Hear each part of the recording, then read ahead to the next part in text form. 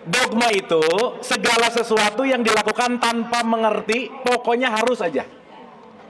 Oke? Oke? Oke. Sekarang saya tanya, maaf. Atau gini deh, saya nanya dulu sama ibu-ibunya dulu lah. Ibu bapak di sini yang KTP-nya Islam, sholat buat ibu bapak harus atau perlu? Yang mana?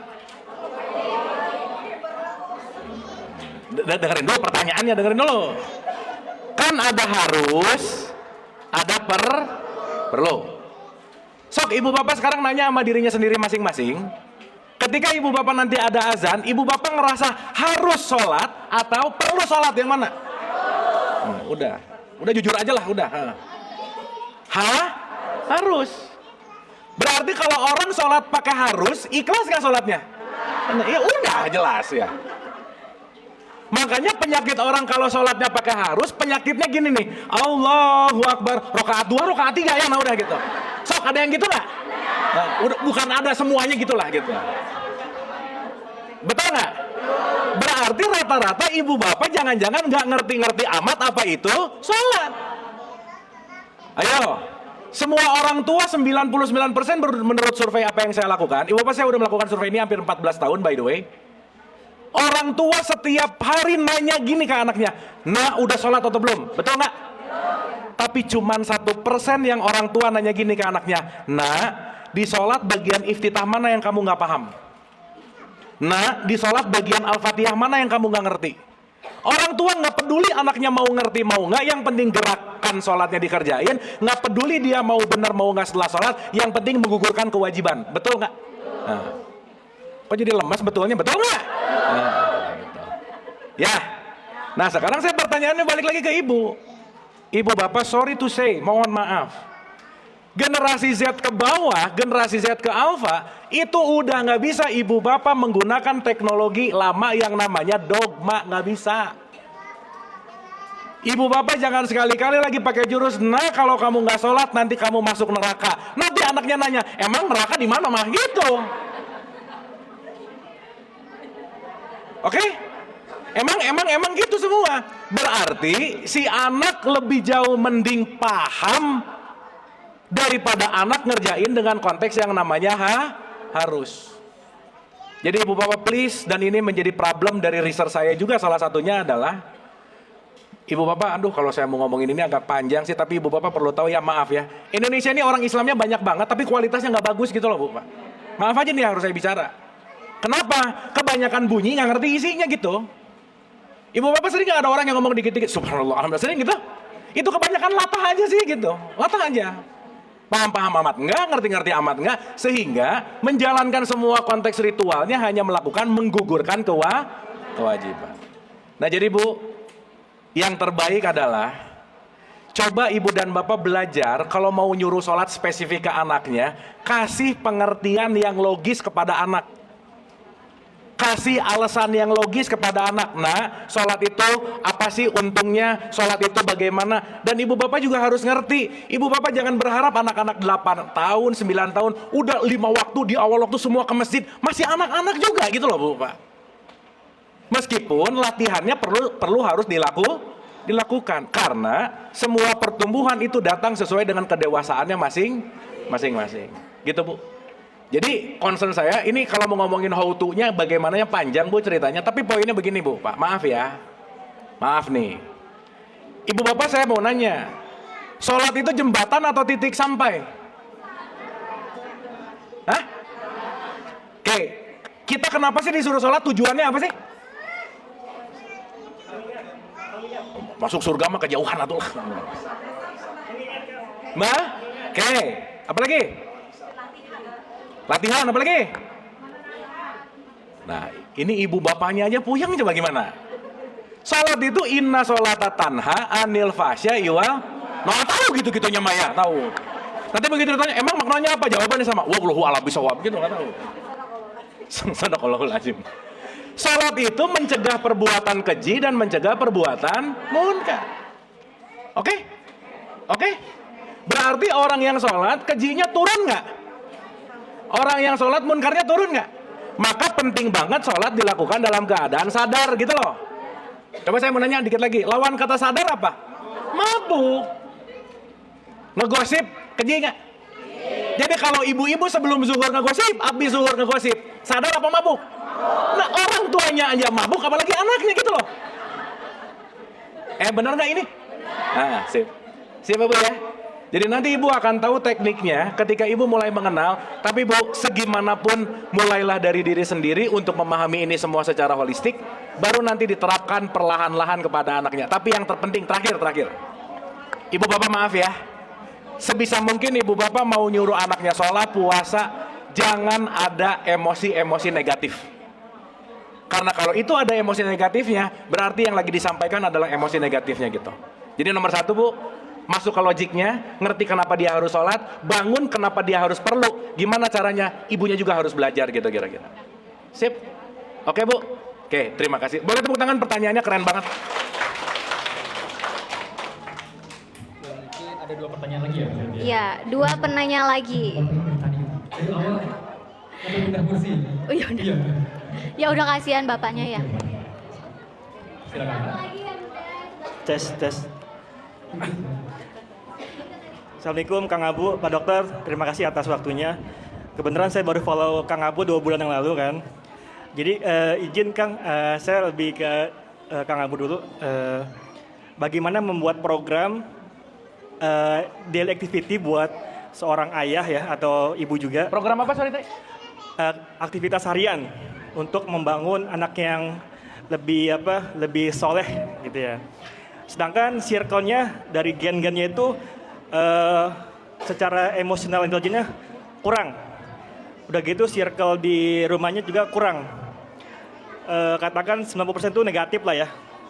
Tidak ada mengajarkan vibrasi apa gitu kan. Bahkan konsep agama pun belum dapat gitu kan. Seperti itu Kang, makasih. Assalamualaikum. Oke. Pak siapa tadi maaf? Pak Agung. Boleh tepuk tangan buat Pak Agung. Ibu bapak maaf ya.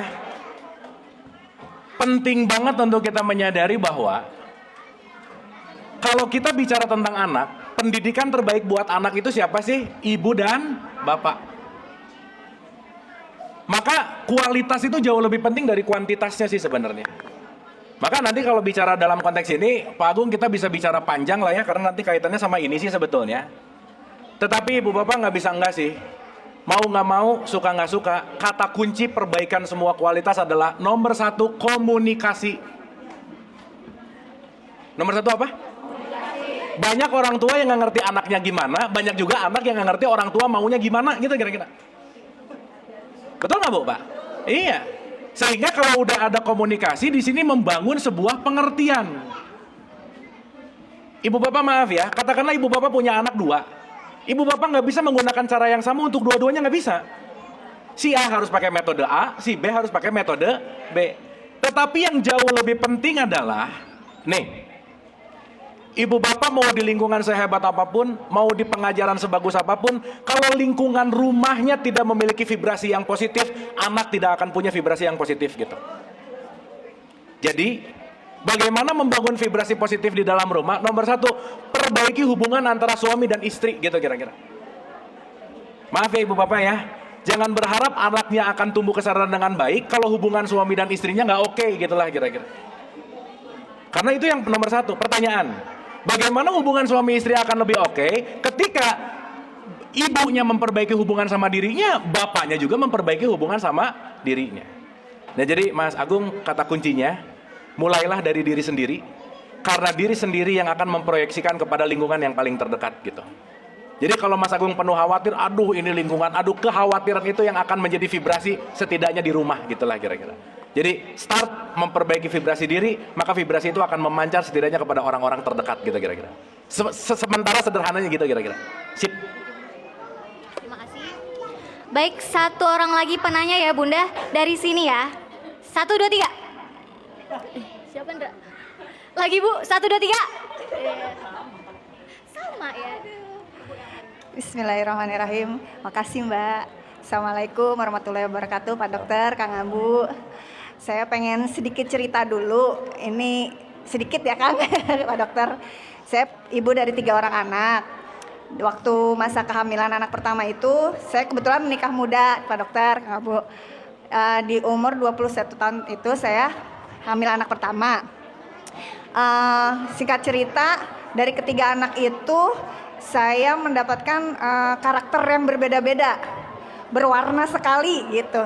Dari anak pertama yang saya lihat nih sampai di titik sekarang ini, anak pertama itu kan ibaratnya banyak nggak taunya gitu ya Kang Abu, banyak coba-cobanya lah gitu Pak Dokter.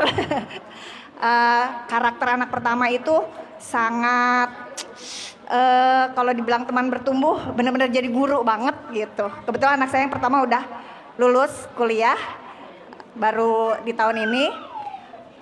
Teman bertumbuh yang luar biasa. Banyak saya belajar dari dia kesabaran. Karena yang saya rasakan hamil di usia muda itu tidak mudah ternyata Pak Dokter, Bu. Banyak, pokoknya susah dibicarakan. Jadi karakternya pun yang terbentuk seperti itu. Di anak kedua kebetulan jaraknya jauh, 9 tahun dari anak pertama. Saya sudah mulai menemukan titik-titik yang dibilang the real life tuh kayak gimana gitu perjalanannya.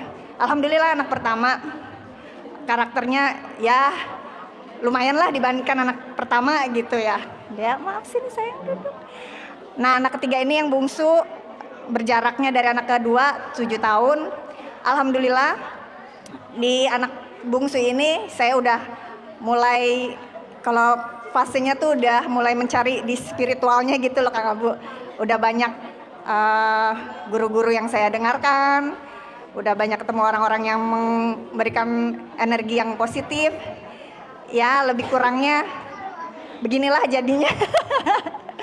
Nah yang saya mau tanyakan itu, benar nggak sih Pak Dokter, untuk Pak Dokter dulu nih ya, benar nggak sih ibu hamil itu prenatal itu sangat berpengaruh sama karakter si anak gitu ya, terbentuknya karakter si anak, benar nggak berpengaruh sampai sedemikian rupanya yang saya alami gitu Pak Dokter ya, dari sedih, senangnya, segala macamnya. Nah terus kalau untuk pertanyaan Kang Abu, gimana sih kata Kang Abu kan kalau anak itu unik ya Kang, tanam cabe, benih cabe, tumbuhnya cabe gitu. Nah gimana nih saya dengan ketiga anak ini dengan karakter yang berbeda mengenali ini anak teh benihnya teh apa gitu. Kadang-kadang saya suka bingung sendiri gitu. Mau bondingnya tuh mesti gimana, nanganinnya mesti gimana gitu. Cara jitunya gitu, kiat-kiatnya gimana Kang Abu. Nah gitu aja, hatur nuhun atas waktunya. Kasih. Pak Dokter dulu kali ya. Mangga Pak, bener. Ibu siapa? Wiwi. Ibu Wiwi. Nuhun ya Bu Wiwi ya. Gini ya. Kalau Bu Wiwi saya potong-potong ya. Bu Wiwinya nih saya potong-potong gitu sampai tingkat sel gitu kan. Selnya saya potong-potong lagi nih, ada inti sel. Saya potong lagi sampai kromosom, sampai DNA, sampai gen, saya potong terus gitu ya.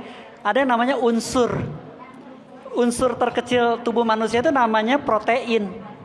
Protein itu kode gitu ya. Kode C, kode A, kode P gitu ya. Ada protein C, A. Jadi misalnya PPPA jadi hidung gitu ya, PPPA, CCC jadi mata gitu ya.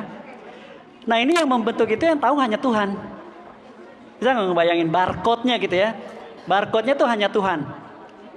Jadi tergantung ibu lagi buatnya juga gitu kan.